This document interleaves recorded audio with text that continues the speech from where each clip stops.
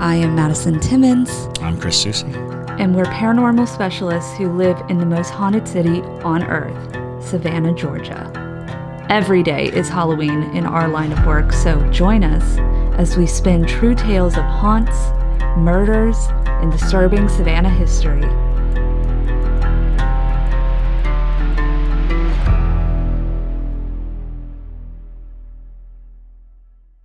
I'm Madison. I'm Chris. And welcome to the most haunted city on earth. Hello, and welcome back to another episode of the most haunted city on earth. My name is Madison Timmons. I'm Chris Susi. And I'm Persimmons the Boogeyman. And you would know what that is if you watched our latest fix, if you were a Parajunkie. Yes. Because Chris told us an enthralling Korean local legend from his mother's childhood. It was honestly a great story. It is. It's a great story. Like, Chris is a phenomenal storyteller, but that one's one of my tops right now. That was pretty fun. Yeah, JT's just going to be constantly referring to every tiger as persimmon for the rest of his life. Every boogeyman, too. Every boogeyman. But yeah, so welcome, everybody. We are going to be talking about being buried alive today. Trisha said... He's like, I don't like that. That's just nightmarish to begin with, yeah. Trisha said buried alive is one of my greatest fears. Well, this episode is not going to make you feel any better about that, Trisha. You and Edgar Allan Poe. Yeah. Edgar Allan Poe had a deep fear of being buried alive. He featured it in at least a dozen stories. Yeah. Really? Yeah. I didn't know that. Yeah. Yeah, when I was a kid and I would go to the zoo that was by our house. They did a Halloween sort of thing where they had haunted houses and all that jazz every year. And they had an Edgar Allan Poe themed one. And because of that, they tried to simulate being buried alive by, I kid you not, and this was for children. And they had this giant inflatable squish, essentially. That's the best way I can describe it. It's like a bouncy castle, but you have to shove your way through it. But it is so tight that you feel like you're trapped in it. Nope. Yeah. No, thank you. And that was nightmarish. And a lot of children were introduced to claustrophobia right there. That's it. That is it. Yeah. So I'll never forget that he was afraid of being buried alive because of that. Grief's comment, just throw me in the trash, my wife always says. Yeah. I'm a big fan of just kick me in a ditch. That's so funny. Kick me in a ditch. Let the animals eat me. Come on. Literally, I will be worm food. That's fine. Worm food. But anyways, that's not what we're going to be talking about. We are also going to be talking about the paranormal side of people who have been buried alive, which is super interesting. But before we get into it, we have some announcements. You don't want to miss these announcements. Yes. Don't skip it. Don't skip it, or I'll know. We'll know. But we're watching you. Yes, we are. But we are going to be starting Haunted City Summer here soon. Woo-hoo! And it is going to be a ton of fun. I have been craving a spooky summer, as I do every summer, because that's what makes these very, very hot days go by better. It's already getting ridiculously hot. Exactly. We're not even in the summer yet. Exactly. We have a film competition? Yeah. So we started up Haunted City Cinema Club, which basically we're starting it off with for the entire summer, every Friday, which by the way, there are 13 Fridays in total this summer, which is perfect for me. But yeah, so every Friday we have a film that was curated by us so that you guys can enjoy some fun, summery slasher kind of vibes. And the Parajunkies who complete the entire cinema challenge, they're going to be entered into a drawing, which is for an exclusive Haunted City podcast summer prize. And it's cool. It's real very cool, y'all. Yeah, so you're definitely going to want to be involved in that. And you have to be a Parajunkie to participate in it. And we are starting on June 1st. So you have until June 1st to get in on the action. But yeah. Other than that, y'all, we are going to be doing all sorts of episodes that are theming around summer and all the horrors that can happen to you in the summer. That's true. We find ourselves talking a lot about the winter and the fall spookities, but summer is chock full of nightmarish things. Mm-hmm. You can die in so many ways in the summer, and and we can talk about it. So yeah, we're going to have a lot of fun with that. We have a lot more cool things coming to Patreon, a lot of interactions. We have a whole group chat now for Haunted City Cinema. And y'all have I literally posted it today when we were filming this, and y'all were already on it. So I appreciate the enthusiasm. But yes, other than that, y'all, we want to thank some new Parajunkies that we have. So we want to thank Regina. We want to thank Stephanie, Jessica, MK, and Emily. So thank y'all so much for joining us. Welcome aboard. I hope you enjoy yourselves on the Parajunkie side of things. And then probably the biggest announcement starting out Haunted City Summer is going to be on May 28th, which is tomorrow, if you're listening to this when this is dropping. On Tuesday, Tuesday, May 28th at 5 p.m., we will be going live for the Parajunkie and filming our episode with Colin Browen from the Paranormal Files, which we are all very excited for. It's going to be an awesome interview. Colin Browen's been around since the beginnings of paranormal YouTube and things like that. He's super interesting, fascinating man. And I know a lot of y'all are also equally excited to hear what he has to say. So, So we'll be live streaming that on Patreon, and then it'll go public in a week if you're listening to this on Tuesday. Yep. And then last announcement, also featuring in our Haunted City Summer, we are going to be investigating the old Tondi's Tavern here in Savannah. We're going to be doing a Savannah paranormal investigation. Yes. And that is going to be the building that now is 7 East Bay Street because Tondi's is no longer there. But nonetheless, there is a new owner, and they are very graciously allowing us to participate in this investigation, and we get to be there all night long. So real fast, I was just going to say, there's 3 parts to this building. There is the basement where a lot of suffering has happened. There's the main area, which is now Bubba Garcia's. That is a Mexican restaurant. And then there is the top floor, and the top floor is big, and we'll be spending a lot of time up there too. So it's going to be really, really exciting. I'm excited to announce officially that Eni will be joining us that night. So we are going to have, we're going to be going live publicly that night until midnight, and then all public lives will cut, and it's going to be Parajunkie only for the rest of the night, and then also Eni's Patreon too. Yes. And so we're gonna be teaming up with Eni to do that. Debria will be there, scared as shit, and that's gonna be awesome. Yeah, and Debria and I are actually going tonight, and it's the 21st of May. We're actually going there for an hour or two to film the promo. Ooh, nice. So we are going to be doing the promo. The promo. I don't know why I said it like that. It's the promotional video, but screw it. You're feeling your oats right now. Feel my oats always. Join us for a live stream in the heart of downtown Savannah, Georgia.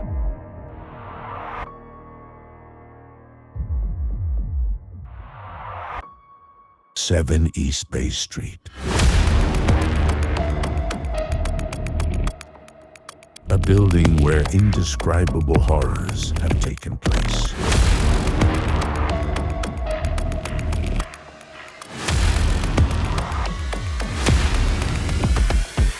June 25th. Starting at 10 p.m. Eastern Standard Time.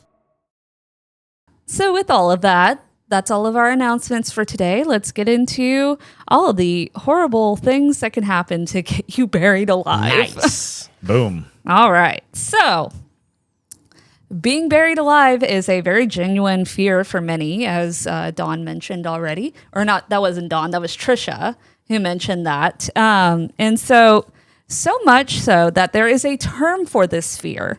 It is called taphophobia. Taphophobia. Now, luckily, it doesn't happen often nowadays, but that chance is not zero, as you will hear later in this episode. We are going to be talking about true cases of people being buried alive, as well as some hauntings that have resulted from these premature burials. Now, if you're not familiar, what is a premature burial? It is a very bizarre phenomena that happens when somebody is being buried but is still technically alive. Okay. It mostly happens due to a misdiagnosed death, is what they call it. Coma or something of the sort. Exactly. Primarily, this was commonplace during the times of rampant disease, which was the 17th to 19th centuries. And during these times, there were things like the plague, cholera, yellow fever, and scarlet fever, and many, many more diseases that had limited medical knowledge, but could present situations where somebody might be buried mistakenly. So how did this happen? There technically, back then at least, there was no reliable way to confirm death. The most utilized techniques were signs of lack of breathing, manual pulse check, and lack of movement. They actually used the mirror to the face technique. And, if you're breathing so shallowly, you're not going to fog up a mirror. Exactly. Yeah. That's interesting. Yeah. Okay. Yeah. Well, and if you're in a coma, it's like, but and finding a pulse is tricky on some people. I mean, some Exactly. people's, veins are very small or their heartbeat is not very strong to begin with. Exactly. They also would use cold body temperature as an indicator, but that also was a false indicator in many cases. You're dead. You're dead. No. Put on a sweater. I'm just anemic. She's dead, I tell you. But even though we know now that comas, catalepsy, epilepsy, and cholera can all have similar symptoms to make someone appear dead, there was also quite a bit of rush and hastiness when it came to removing corpses during this time due to the fear of spreading diseases. That was ultra common here in Savannah, which is why we had such lengthy wakes often. Yes. Well, the whole purpose of a wake. The whole purpose of a wake, and a lot of people don't understand that a wake, the word wake, is right there in what you're doing. You're holding to see if the person wakes up, because it was common enough, just enough, just enough for everybody being like, "Are you sure he's dead?" Well, he Yeah. seems awfully dead. Well, why don't we just wait? Have a couple of drinks? and then we'll see what We'll happens. see. So it was very commonly believed that corpses spread disease, but also in a few cases, it was because of superstition and religion. Some cultures believed that the spirit of the past individual would linger near the body, so they wanted to bury the person as quickly as possible to allow the spirit to move on. And also an interesting point about rapid burial.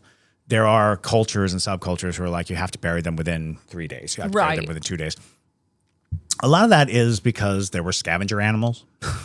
A lot of that was because the climate itself would make the body almost unbearable to be around. So you find that the culture starts to create like religious functions around the fact that, if you left a body just out in the boiling heat, all kinds of things happen to that body that are not pleasant to be around. So it's fascinating to think that they start to really fold that into the culture, being like, oh yeah, we got to get this body in the ground. Exactly. We got to bury it right away, or set it on fire as soon as we can. Do something to it. Do something to it, for crying out loud. And that might be the worst way to find out the person isn't dead, is to set them on fire. That's horrid. And then like, well, now he's dead. Whoops. Yeah, unfortunately, you'll hear a story kind of not about setting someone on fire, but something to the degree. So here's some cases of people being buried alive. And so the first few we're going to talk about are from the olden days, but some of them are concerningly recent. So let's start out with Marjorie McCall from Ireland in 1705. So we have a photo of the headstone for Marjorie. It's very well taken care of now. On the headstone, it says, "Lived once, buried twice." Nice. Oh my God. So there you go. Times Good to know they had a sense of humor about it, though. Oh, yeah. Oh, absolutely. I don't know if Marjorie was laughing, but at least they were. Now, times were tough in the 1700s, and people made a living wherever they could. However, some trades were frowned upon, and rightfully so. One such trade was that of the resurrectionist, also known as a grave robber or sack 'em up. That's a fun way to describe it. I was going to say, what a fun... I'm going to sack him up. Dun, dun, dun, dun, dun, dun, dun, going down to the graveyard, sack him up. Gonna go get lots of money from the school students. Anyways. But these individuals provided cadavers to numerous private medical schools across the UK. And at the beginning of the 18th century, this business was booming. Now, it wasn't just the UK who had grave robbers. We had our fair share here in Savannah and up in Boston, especially if you go on any ghost tour in Boston, they will tell you all about the grave robbers. But we're talking about the UK, and probably the most infamous practitioners of this trade were Burke and Hare. Burke and Hare. Yeah, Burke and Hare. Yeah, We saw something from Burke and Hare. What we was it, saw baby? their notebook that was bound in human skin. Just honeymoon stuff. Ah, you know. We saw that on our honeymoon. It was You very know. cute. That's lovely. Yeah, and it's free to see at the Museum of Surgery, I think. Yeah, Museum of Surgery. That's what it is. In Edinburgh. Mm-hmm. Yep. And then like 2 days later, we went to the Loch Ness and just sat there and looked for the monster. We looked for Nessie. That's literally our honeymoon. Yeah, and it was Sounds great. wonderful. It was delightful. And the skin was equally as gross as you would think it would be. But nonetheless, so yeah, Burke and Hare, they found infamy almost a century later from this happening. Their notoriety wasn't primarily due to their grave robbing activities, but rather to their fresh supply of corpses. Where did they get them? Exactly. Both were originally from Ireland, but they met in Edinburgh, from where they went on to supply students of anatomy with more than their quota of cadavers. But resurrectionists were not just unique to Edinburgh. In Ireland, surgeons were willing to pay a fair price for newly deceased, which provided employment opportunities for local resurrectionists. However, this practice proved to be a harrowing experience for a group of grave robbers in Lurgan in 1705. Marjorie McCall, who was a doctor's wife, she resided in Church Place, Lurgan, Armagh, where they lived in apparent happiness. They had a great life. However, when Marjorie fell ill, her husband, John, was consumed by worry. And in the early 1700s, many illnesses that we now consider minor could be fatal. And the fever served as a broad term for many of these ailments. Tragically, Marjorie succumbed to her fever, at least what they thought, and was hastily buried in Shankill Church of Ireland Cemetery, near her home in Church Place. The burial was hastily performed to prevent the spread of the fever, but it was not the end of her story. Instead, she became one of Lurgan's most renowned women, still to this day, and her memory continues to be celebrated. There was quite a commotion at Marjorie's wake concerning a valuable ring she was wearing when she was buried. And many of the mourners tried to pry the ring from her fingers, but probably anticipating grave robbers who would desecrate her resting place to steal it, or they were just being greedy. We don't really know why. We're hoping that it was over the grave robbers, but they might have just wanted a nice chunk of change from the ring. Yeah. But tragically, Marjorie was buried still wearing her beautiful gold wedding ring. However, due to her husband's inability to remove it from her swollen finger, news of the treasure leaked out to the resurrectionists, who saw an opportunity to gain a bonus. Ugh. Blah. It gets worse. Okay, so after the wake, which was traditionally a way to avoid premature burial, as the family of the deceased would sit and watch over the body for a few days to see if the person awakened, Marjorie was interred into Shankill graveyard, and that evening, before the soil had time to settle on Marjorie's coffin, grave robbers visited. Working under the cover of darkness, they dug in the dirt until they reached and opened her coffin. True to the rumor, the ring was still on her finger, and before removing her body, they attempted to steal the valuable item, but it wouldn't budge because remember, her fingers were swollen. But being the businessmen that they were, Nope. Don't like it. they weren't about to let such a prize end up on a surgeon's slab. Don't like it. No. Since she couldn't get any deader, is what they thought. Oh, no. They agreed to cut off her finger to free the ring. Oh, wow. And as soon Do as they get a discount? I mean, are they going to give a discount to the? It's like, yeah, we had to take a finger, so we'll shave off a farthing or two. But as soon as blood started draining from Marjorie, she awoke from her coma-like state. Oh, sure. Or as some called it, a swoon. A swoon. If your swoon can be mistaken for death, you need to work on your swoon. Exactly.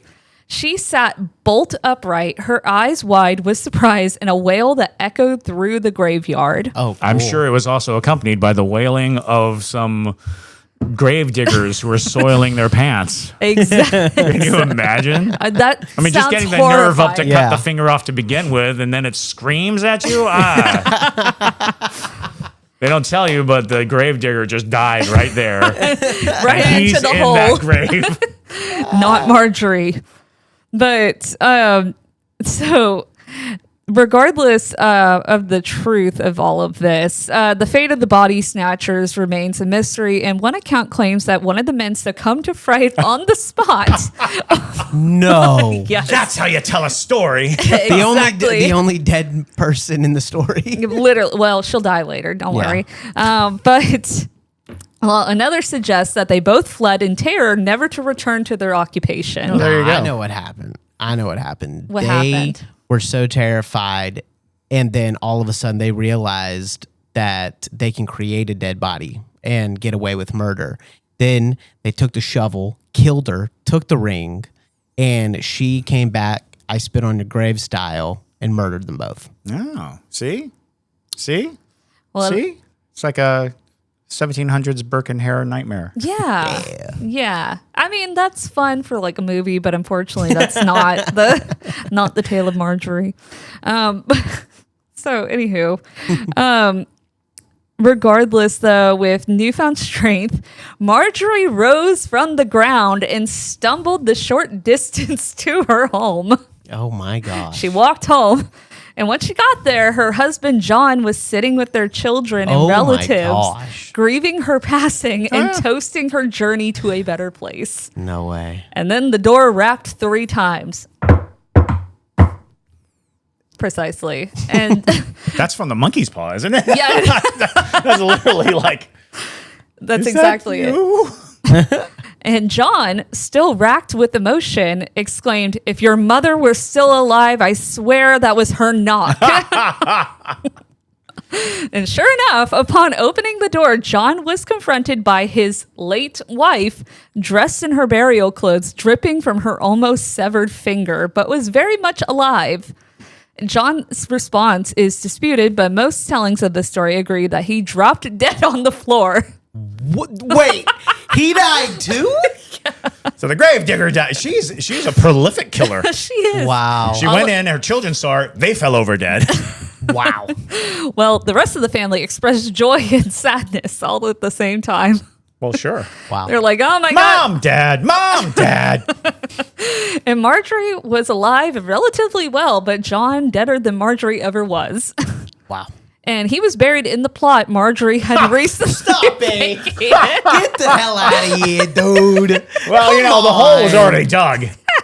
Come on. You got to save some money somewhere. Oh, That's some cutting corners right there. That's It just really ridiculous. is. And he was a doctor too. They had the money. They just Wow. Yeah. That was lazy. Anyways, Marjorie went on to remarry and have several more children. Are you kidding me? What? Yes. I'm sorry. You see, in brutal. my brain, I think I thought she was much older. No. Like in my brain, Yeah. I was seeing a 50, stately 60, yeah. elder woman, but obviously she was just like a fighting youngin. Oh, you were seeing like an old lady. Yeah. I was so you're saying like Aunt 80 May. or 90. Oh, Yeah, okay. I was saying like, white-haired, austere. Oh, okay. Because the guy, the husband, died of a heart attack upon seeing her. Wow. I would like to think that he was very old as well. Right. That'd make it at least more realistic. Well, that's not out of the realm of question. He very well could have that's been true. ancient. Of the period, it Yeah. was probably likely that he was a good 30 years older. Yeah. 20 to 30 years. So. yeah. And so how It's a good story. It is. It's a good great It's a story. great story. This is like persimmon level good. And however, there was a rumor that she left the grave pregnant the first time she came out of the grave by an interesting. unspecified suitor. Oh, no. Huh? Yeah, that's It was the all a plot to kill the husband. Okay. From the What the beginning, she faked her death so that she could come back and give him a heart attack and marry her lover, Yeah, Wow. but that's who was a just gravedigger who also died of a heart attack. So it's just a rumor. Let Marjorie be a little hoe. That's okay. However, when she did finally pass, she was returned to Shankill Graveyard, and to this day, her gravestone still stands. And its inscription, like I said at the beginning, That's is crazy. "Lived once, buried Died, twice." Buried twice. That's Lived cool. once, buried twice. That's cool. And actually. she is Dang. still remembered by the townspeople of Lurgan today. And it's said that on occasion she can be seen wandering Shankill Cemetery. Wow. And I'm sorry, where did you say the cemetery was again? It's in Ireland. Ireland. Okay. Shankill. Shankill. It's a very, very Irish story. It is. It's an Irish story. They Rowan just, said, needed to add some singing and some drinking. And it would be exactly. perfect. There you go. Rowan said, no, the husband took her plot. Yes, it's true. In all ways. The husband was buried in the original plot. Unbelievable. That's so funny.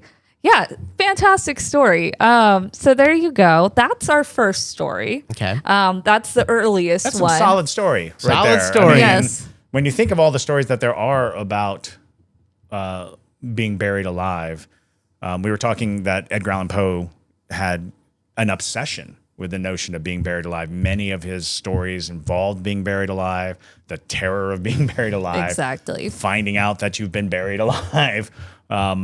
A man killing another man by burying him alive. But the one that always shook me, I definitely read Edgar Allan Poe too young. I think most of us did. Because it was accessible and it was literature. Yeah. So, it's literature, eat it. And I was like, nom. Was a story called Berenice. And Berenice, I've never seen like an adaptation of it or a movie of it, but it haunts me more than any story he ever told. Because it's very much the same story. A man is in love with his, and I think she was his cousin, but he married her. And of course she died. And when she died, he started being haunted by her smile. And he would see her smile on all of these things, like the paintings. And he just kept seeing this smile. And the smile just sort of drove him crazy. So that one night he goes out to the grave, digs her up, opens the coffin, and just starts prying all of her teeth out of her head. What? And when they realized that this is what had happened, that that he had taken the teeth out of her skull, and they went to the cemetery, they looked at the inside of the coffin and saw that she had been scratching on the inside of the coffin. Oh my She was gosh. alive in the coffin. She was alive when he was pulling her teeth out. He ended up, because she was so screaming and causing him such anxiety, he finally just decapitated her with a shovel. Oh my But god! she was alive, and she must have thought that she was being saved. She was being rescued. When the coffin opened, it was like, I'm saved. I'm going to be alive. And then he started ripping her teeth out of her mouth. Oh my God. And I still, I'd say once a week, think about Berenice. That's awful. And how old were you when you read this? 9 years old. And it was in a childlike book, because it was like almost like it was an illustrated cutesy book. Yeah. Wow. I say. Not everybody's going to go read that book. Yeah, go read Berenice. It's actually a really good. I haven't read it since because it scarred me, but Understandably. No, this next story is not as gruesome, I guess, as that. I don't know if anything's as gruesome as that, but that one was fiction. So there you go. This was real. We're going to talk about Octavia Hatcher from Kentucky in 1891. And these statues and headstones will make a little bit more sense as we get into it. But there is a legend about a spirit that haunts Pikeville, Kentucky, and this spirit has become an integral part of the city's lore surrounding Pike County. Pike County. And people in the area can recount numerous versions of how she died, lived, and manifests in her spectral presence in the local cemetery. Okay. She's very beloved by the town. Nevertheless, though, some people believe that the ghost of a young woman named Octavia Hatcher still roams this place, never finding peace since her death in 1891. In the 19th century, the most prominent family in Pike County was the Hatchers. And James Hatcher, later known as Uncle Jim, was a wealthy landowner and prominent business figure in the Pikeville region. Born in September 1859 to A.J. and Mary C. Lane Hatcher at the mouth of Beaver Creek in Floyd County, he was one of 9 children. Early in his life, and I'm going to give you his backstory because it pertains to the story, if you're wondering why I'm giving you a history lesson on this man. So early in his life, he moved to Pikeville and attended school there. Hatcher, at the age of 18, embarked on a business venture in Pikeville. He established a warehouse that served as a hub for importing goods brought down the river. And at one point, he handled a significant portion of the merchandise that was transported via steamship to the city. Now, Hatcher's entrepreneurial spirit led him to collaborate with several other businessmen in constructing a steamboat called the Mountain Girl, which is pretty cute. I like that. This steamboat was renowned for its exceptional quality and was considered one of the finest vessels on the river. Oh, there you go. So, however, it also turned out to be one of the most significant financial failures. Oh, boy. Despite this setback, Hatcher remained undeterred and ventured into the contracting business. His contributions extended to the construction of the courthouse in Pikeville in 1886. Hatcher, a pioneer in the southeastern Kentucky timber business, made significant strides long before the arrival of railroads and the discovery of coal in the region. He employed hundreds of rafts to transport lumber down to the Big Sandy River, to the Ohio River, which then led it to markets in Cincinnati, Louisville, and Evansville. A substantial portion of his profits was invested in land, and he soon became one of the largest individual landowners in the valley. He later established the James Hatcher Coal Company, amassing considerable wealth in the coal industry. And additionally, Hatcher became a prominent figure in Democratic political circles, serving as the clerk of the Pike County Court in 1932. He was elected railroad commissioner for the district. He did it all. In 1931, he opened the Hotel Hatcher on Main Street in Pikeville, which quickly became renowned as one of the premier showplaces in the Big Sandy River region. The spacious lobby featured a museum that showcased a diverse collection of artifacts, including ox yokes, ancient handcrafted furniture, antique weapons, and utensils used by the pioneering settlers. And the lobby was adorned with a magnificent fireplace, and its walls were adorned with historical photographs, illustrations, maps, and informative displays about Pike and Floyd counties. So all of that to say, he was like a big deal. So the fact that she's related to him, even bigger deal. James Hatcher, who had just celebrated his 80th birthday, passed away in his home next to the Hotel Hatcher in October 1939. He had been ill for several weeks, and the funeral was held at the hotel, and scores of his friends and relatives, as well as Kentucky Governor A.B. Chandler, Lieutenant Governor Keene Johnson, and several other state officials attended. Hatcher, buried in his family plot at Pikeville Cemetery, was laid to rest in a specifically constructed casket. The exact specifications of the coffin may remain unknown, but one can't help but wonder if it might have had a safety mechanism, a release mechanism, allowing the deceased to escape in case of premature burial. And there is a reason for that, as Hatcher had every reason to be tormented by this very fear. Because in 1889, at the age of 30, James Hatcher married a young woman named Octavia Smith in Pikeville. Octavia was the daughter of Jacob Smith, an early settler, and their life together was tragically short-lived. and their union produced only one son, Jacob, who was born shortly before his mother's passing. Tragically, the baby succumbed to illness shortly after birth, possibly contributing to the depression and illness that ultimately led to Octavia's own demise. And the death of Octavia Hatcher in Pikeville has given rise to a legend that continues to be part of the town's history. In January 1891, Jacob Hatcher, Octavia's baby, was born but tragically passed away after only a few days. Her condition worsened after Jacob's death. Octavia fell ill and likely suffered from depression. And in April of that year, she slipped into a coma. So you know where that's going. Uh-oh. Despite the doctor's efforts, they were unable to determine the cause of her illness. And when Octavia finally succumbed to her illness on May 2nd, it was believed that she had died from an unknown illness. The funeral services were held promptly, and as it was an unusually hot spring, Octavia, who was not embalmed, was laid to rest in her grave at the Hatcher family plot without any delay. James had just endured a devastating double tragedy, but his grief was far from over. Several days after Octavia's death, several other individuals started experiencing the same coma-like symptoms that she had exhibited at the time of her demise. Research revealed that this illness was a peculiar sleeping sickness caused by the bite of a specific fly. Oh, is it I think I know this fly. Yeah. Bob the fly? Bob. Yeah. That's what I was thinking. Yes. No, there's I know this like mosquito that does, it's real bad over in, I think Central Africa. Are you thinking malaria? No. Oh. No. There's I something. think There's a sleeping illness. Because it's a type of fly. It's not a. Yeah, it is a type of fly. It's like a bot fly or something like Yeah. that. But Bot not flies a are bot fly. Bot horrifying. flies are horrifying. Yeah. I think I'm gonna try to figure it out in my head. Go for it. Okay.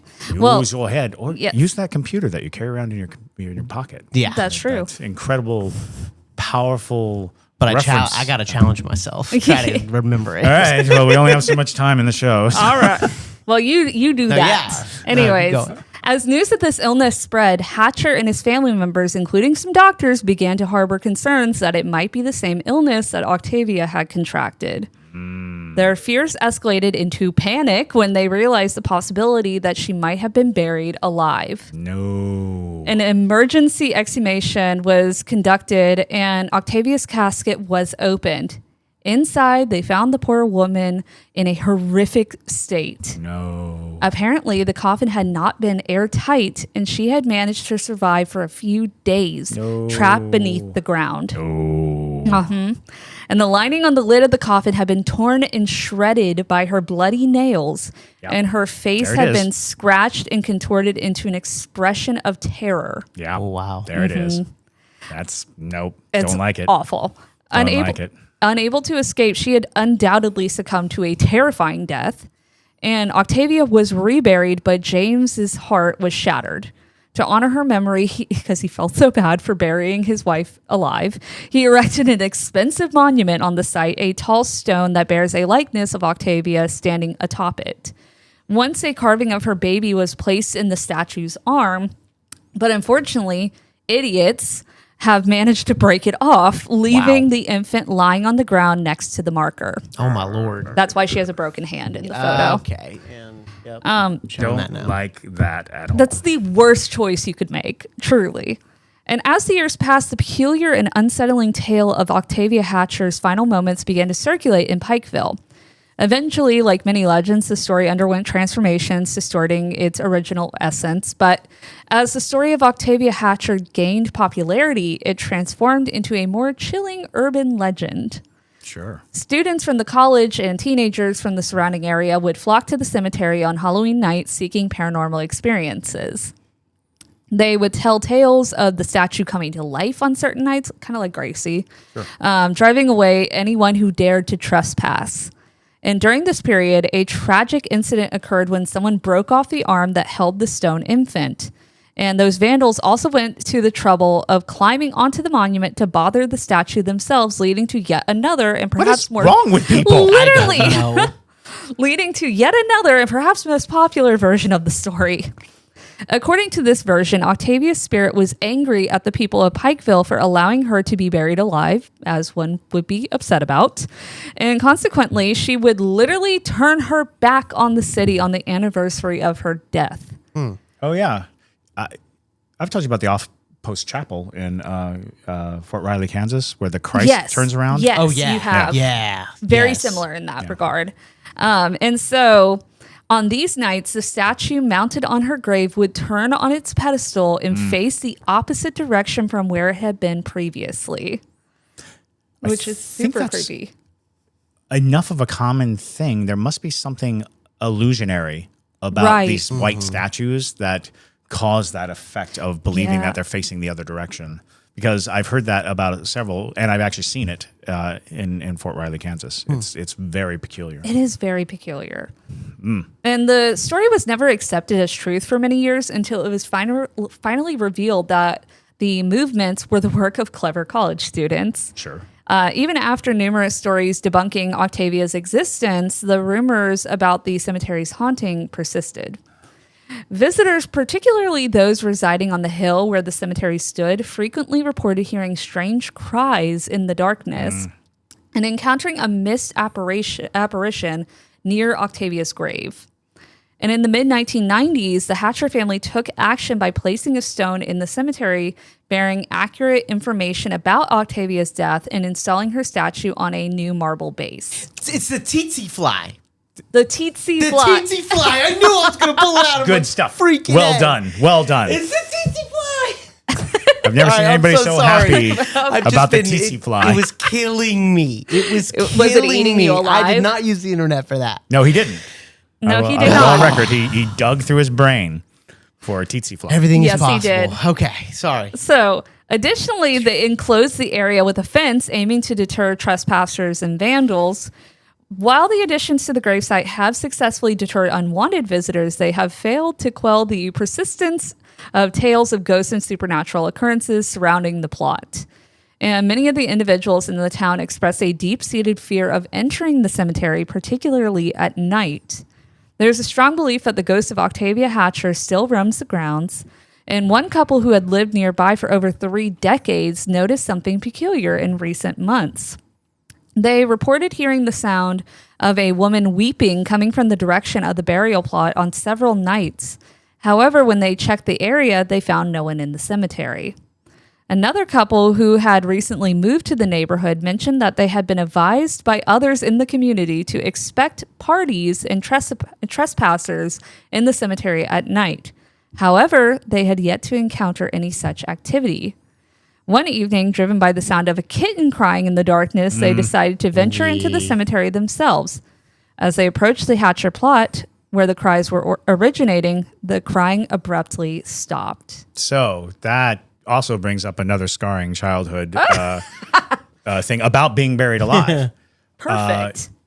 And I don't know what it was. It might have been a Tales from the Crypts episode or something like that. But basically, the concept was a person buried alive under the dirt, screaming at the top of their lungs, will sound like a cat from the ground. So if you hear a cat in a cemetery, you're hearing a person in their grave screaming at the top of their lungs because their screams get muffled so much that it just comes out as like small, squeaky, high-pitched noise. And that always haunted me too. Yeah. That was a, whoa. That is truly that's creepy. disturbing. That's super creepy. Right. And if I'm ever at a cemetery and I hear a cat, I'm just like, ugh. Bleh. Literally. And so because of this, before we get into the modern cases, they created safety coffins because of encounters like this. This was popular in the 18th and 19th centuries, and they would feature things like bells or flags attached to the coffin lid, connected by a string to the corpse's hand. So if they suddenly woke up in their coffin, they could just flick a finger most of the time. Air tubes were also installed to allow breathing, viewing windows in the crypts, and motion detectors in very late versions. There are patents for these coffins that appeared all over Europe and the U.S., and some cemeteries even employed watchmen to listen for bells ringing overnight. But that has not stopped modern cases of this. So one just happened in 2023. Nope, don't like that. It was Bella Montoya in Ecuador. Bella Montoya, a 76-year-old resident in Babahoa and retired nurse, was pronounced dead by a hospital doctor following a suspected stroke at Hospital Martin y Casa de Babahoa. And according to the hospital, she did not respond to resuscitation. She was placed in a coffin and taken to a funeral parlor that same day, where relatives held a wake before her scheduled burial. Thank God. After almost 5 hours of the wake, her son said that the coffin started making knocking noises, which is like nothing you want to experience in a funeral parlor. No. But when they opened the coffin to change her clothes that she was going to wear for the funeral, the woman gasped for air. And that is Bella Montoya being pulled out of the coffin. Very nearly suffocated to death. Literally. Gilbert Balberon, her son, described the moment he realized his mother was still alive. He recalled her starting to move her left hand, trying to open her eyes and mouth while struggling to breathe. Ugh. There's a video captured by a mourner that depicts her lying in an open coffin, struggling to breathe. I have linked the video, but I'm not going to show it right now. We'll post it in the link in the bio below. But another mourner expresses frustration, stating that the ambulance they called has yet to arrive after they found out that she was in the coffin, still alive. Wow. You got to hear when you get a call from the funeral home, it's like, we can take her down. Exactly. That person is gone. Yeah, she's gone. Don't worry about it. Well, after all that, firefighters arrived and lifted Bella Montoya onto a stretcher, taking her back to the hospital where she had just been declared dead. Get her to a new hospital. Literally. And her son told Ecuadorian media that she was in intensive care, but was responsive. He said, "My mother is on oxygen and her heart rate is stable." The doctor pinched her hand and she responded. The doctor explained that this reaction indicates that she is gradually improving, I would assume. Now, Mr. Balberon said that he had taken his mother to the hospital around 9 a.m. and later at noon, a doctor informed him that she had passed away. He said that a death certificate had been issued, stating that she had suffered a cardiac arrest after a stroke. But she is still alive, everybody. So wow, good to know. And then the another one, a really short one, was Gladys Rodriguez Durat from Paraguay in 2020. She was a 50-year-old ovarian cancer patient who had been rushed to San Fernando Clinic in Coronel Oviedo after her high blood pressure had increased. Paraguay National Police report stated that she was admitted to the hospital at 9:30 a.m. and was checked in by a doctor named Dr. Herberto Vera. Dr. Vera declared her dead at 11:20 a.m. before notifying her husband and daughter. He claimed that her cause of death was cervical cancer, which, mind you, she had ovarian cancer. So, weird flex, but not impossible. Her daughter was incredibly upset due to her belief that he declared her dead before attempting to revive her.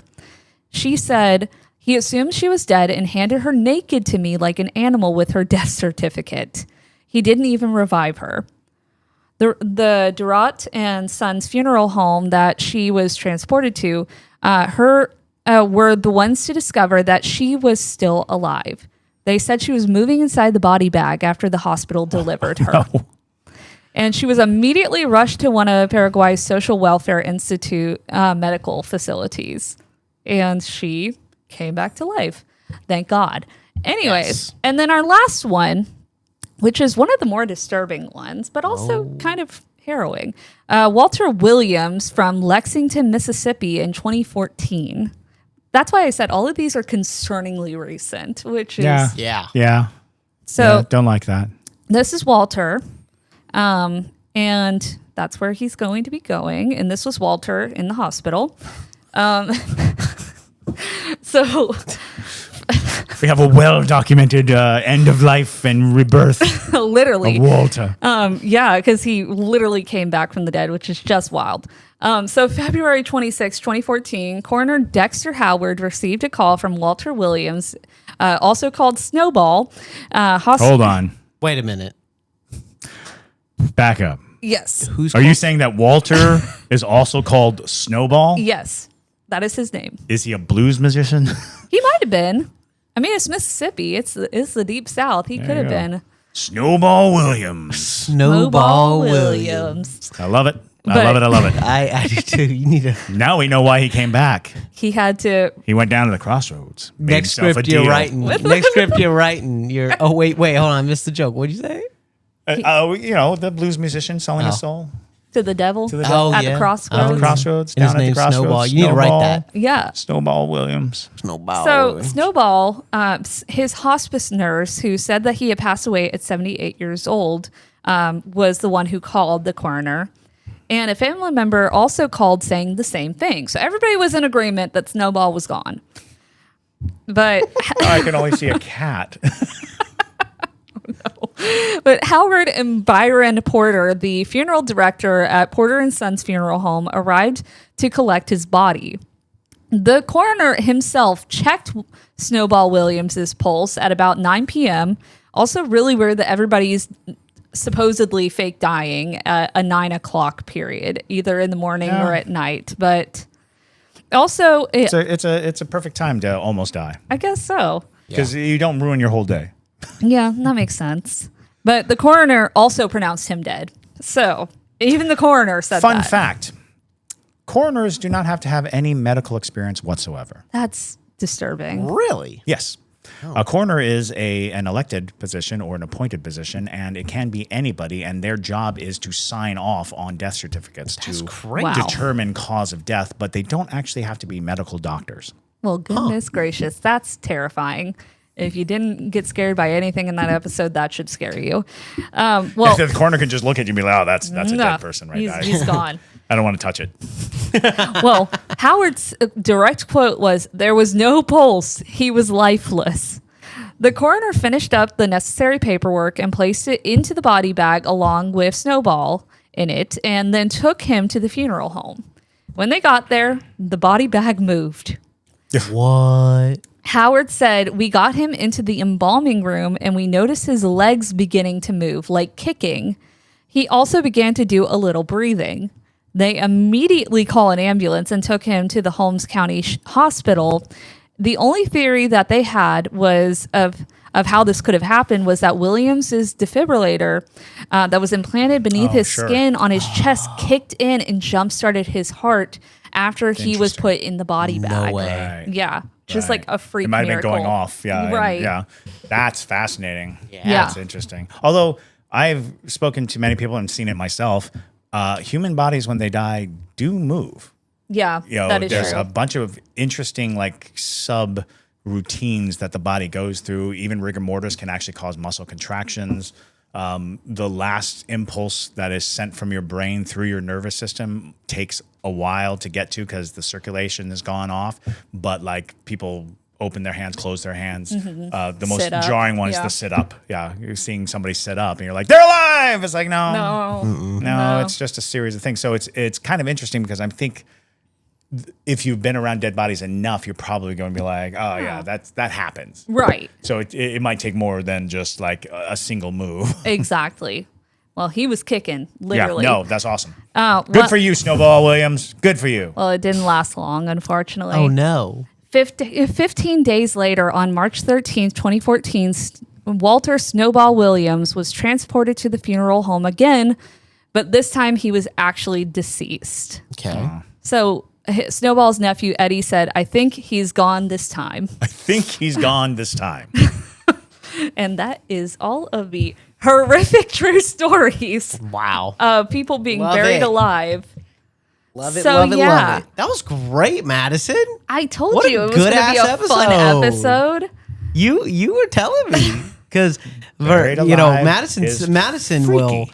She loves doing research and she loves history and everything. So she will sit there and find these stories and read about them and take notes and, just learn and learn and learn. And this one was great. You killed this.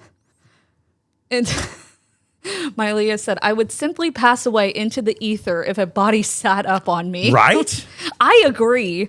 But, if you're a trained corpse professional, I guess, you should be prepared for that situation. Yeah. There's actually, speaking of the postmortem fart, which is true. Your body fills with gases and it escapes through orifices. More disturbing than the fart is the fact that it will pass through your throat and cause a guttural, almost it's awful, gurgly sound, but it can activate your vocal cords too.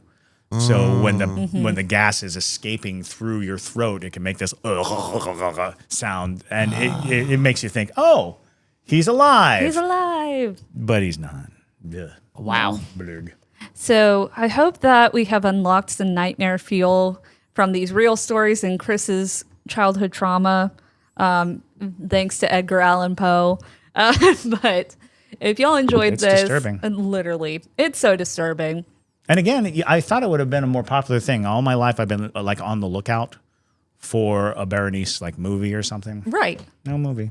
Well, it sounds like we need to make it. Yeah, exactly. But it's a reasonable short. Yeah, exactly. But alrighty, y'all. That's all we have for you today.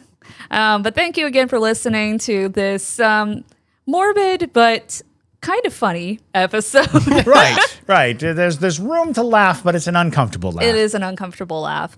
Those are the best ones sometimes. Exactly.